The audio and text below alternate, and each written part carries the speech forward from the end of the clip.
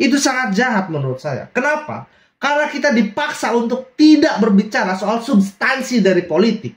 Kita dipaksa untuk tidak bicara soal substansi dari demokrasi. Ini bahaya nggak? Bahaya. Mau siapapun menterinya, mau siapapun presidennya, HTI dan FPI adalah organisasi terlarang. Ini memantik kemarahan para anggota ex HTI dan FPI. Ini yang menurut saya logikanya sudah bengkok. Kalau misalkan Anies Baswedan tidak didukung FPI dan HTI, siapa lagi yang mau dukung Anies Baswedan, saya tanya. Nah, orang ini saya kira tidak bisa membedakan antara politik identitas dan identitas politik.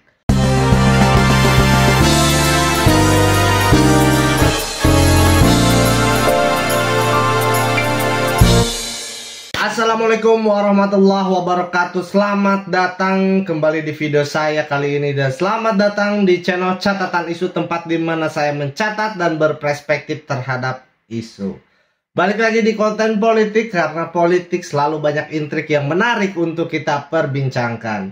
Dan sahabat-sahabat, ada berita yang cukup mengejutkan, dan ini perlu menjadi perhatian kita bersama, bahwa kehadiran HTI, kehadiran FPI hari ini benar-benar nyata adanya. Dua ormas ini yang sudah dibubarkan pemerintah tahun 2017, kali ini bangkit lagi dengan serangkaian gerakan yang baru. Gerakan Anies Baswedan yang saat ini sedang safari ke beberapa kota, ini menimbulkan riak-riak gegap gempita dari mantan kader-kader HTI dan FPI. Buktinya hari ini ada berita yang menarik soal HTI dan FPI. Kita langsung saja ke beritanya.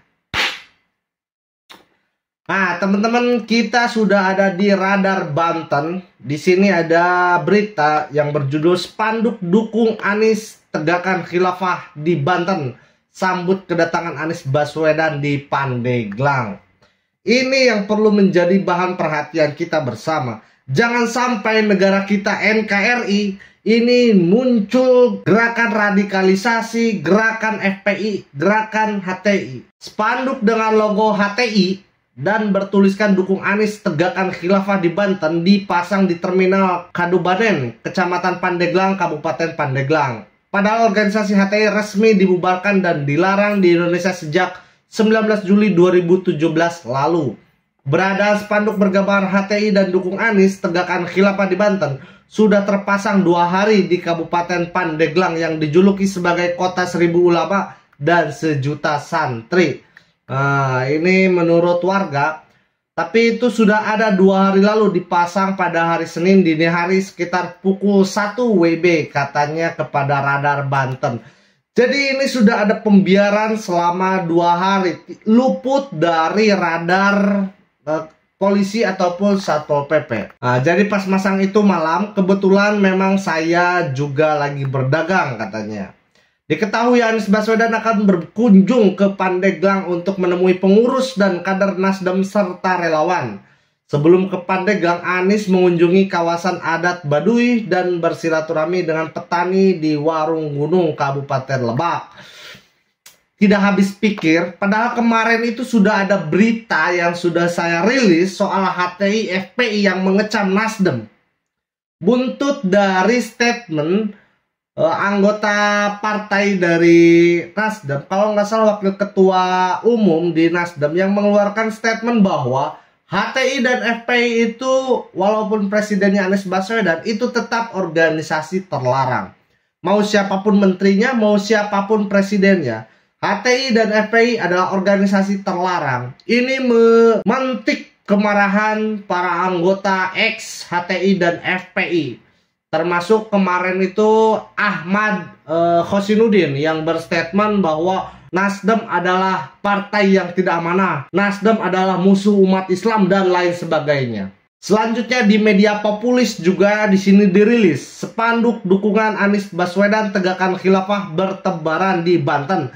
Berarti artinya ini tidak hanya satu banner, ternyata ada banyak bertebaran di sini juga judulnya ya. Terus juga di Tangerang online, di sini Satpol PP Pandeglang copot spanduk HTI dukungan ke Anies Baswedan. Nih, Satpol PP Kabupaten Pandeglang mencopot spanduk HTI yang terpampang pada sebuah Spanduk bertuliskan dukung Anies Baswedan tegakkan khilafah. Kalau kita baca dari Populis, baru-baru ini pentolan HTI Ahmad Khosynuddin mengaku Anies Baswedan bakal kena tulah dan dijauhkan umat Islam pada Pilpres 2024 mendatang. Lantaran ex-gubernur DKI Jakarta itu maju Pilpres lewat Nasdem yang dianggap partai pro penista agama lantaran pernah mendukung Ahok katanya di Pilkada 2017 silam. Nah, ini yang disampaikan oleh Ahmad Khosynuddin kepada media bahwa Nasdem yang berulah sehingga meragukan kita memberikan dukungan kepada Anies Baswedan. Ini yang menurut saya logikanya sudah bengkok. Kalau misalkan Anies Baswedan tidak didukung FPI dan HTI, siapa lagi yang mau dukung Anies Baswedan, saya tanya. Tapi itulah logika-logika yang menginginkan negara Indonesia ini menjadi negara khilafah. Sudah jelas-jelas ini merupakan politik identitas. Dan politik identitas adalah suatu yang negatif karena membentuk polarisasi sehingga polarisasi tersebut yang bersifat destruktif atau tidak menguntungkan, banyak mudorotnya.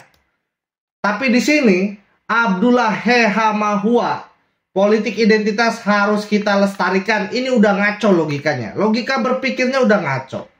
Mantan KPK Abdullah Hehamahua menilai politik identitas harus dilestarikan dalam diri umat muslim, diungkap dalam channel Ustadz Suparman Abdul Karim. Menghilangkan identitas artinya Anda menghilangkan ciri sebagai orang atau daerah. Nah, orang ini saya kira tidak bisa membedakan antara politik identitas dan identitas politik. Menurut saya dua hal ini yang berbeda. Dan yang dikatakan oleh Abdullah ini adalah identitas politik karena berbicara soal kelompok ataupun ciri setiap orang. Tapi kalau politik identitas itu mekanismenya yang berjalan. Politik identitas itu mempertebal garis identitas politik masyarakat.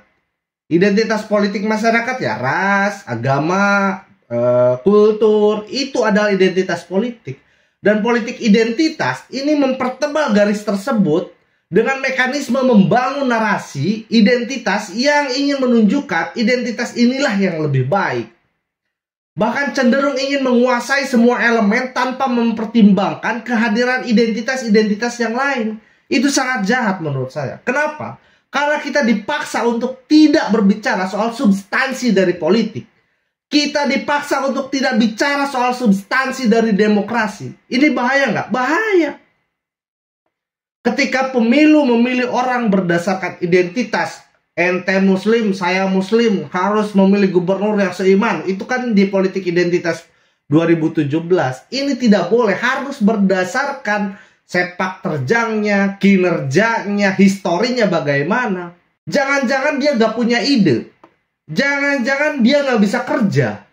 Jangan-jangan dia cuma bisa ngomong doang. Outputnya apa? Nanti ketika dipimpin oleh orang bukan ahlinya, kehancuranlah yang akan terjadi. Maka dari itu saya mengajak untuk membuat gerakan tolak politik identitas. Jangan sampai perbedaan identitas politik menjadikan kita terpecah belah.